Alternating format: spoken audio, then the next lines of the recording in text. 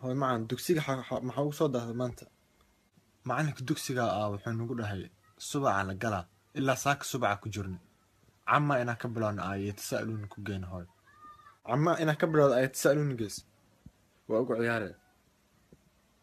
macama inaa ka bilowda ayatasaaluuna gees allah hooy macan wiilkayga dhuunta dhan waa ay qalanantaa walahi 5 kiilo iga dhacda maanta eygana ka fiicanta nolosha ka dhaca gangistarka walaalkaaga camal ma iska noqotid hooy hal aayad cama yatasaaluuna waa hal aayad wuu ku suraya beentiis hooy